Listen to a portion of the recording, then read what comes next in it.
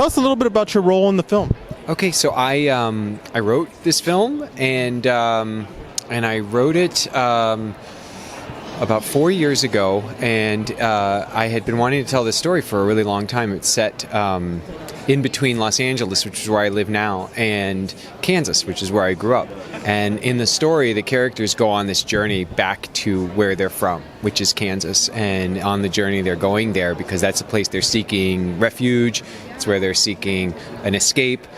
But in doing that, they have to confront all the ghosts of their past.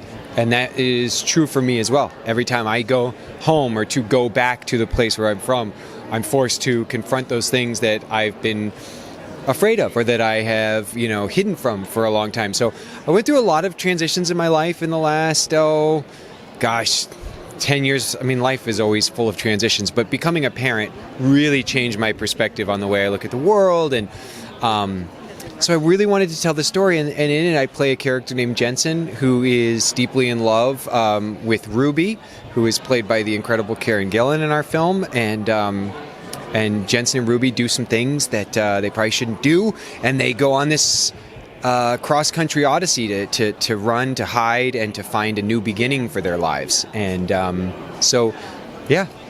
Cool. And how was it to use downtown LA as a backdrop in your film? It was amazing. The film begins in LA, and we shot around LA for only a couple of days, and those were really powerful, and they look incredible, in the film.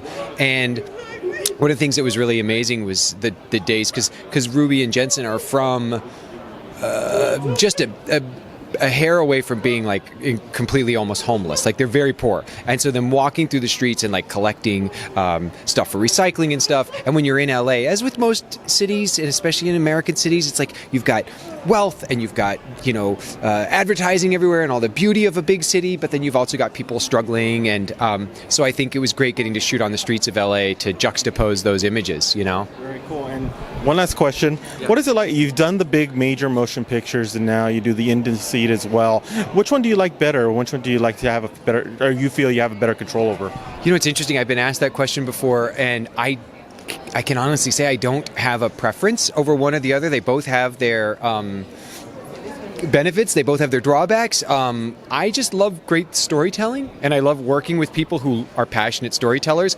And I've been really blessed, on the big studio commercial stuff that I've worked on, I've gotten to work with really passionate, talented artists and filmmakers.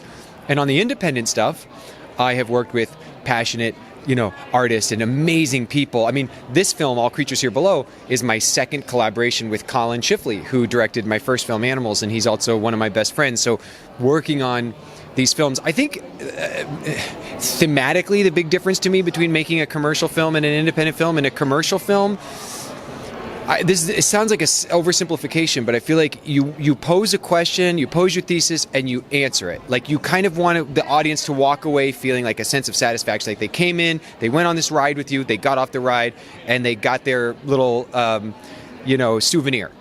With an independent film, you pose a question, and your responsibility isn't to answer it. I think it's just to ask it as intensely as possible.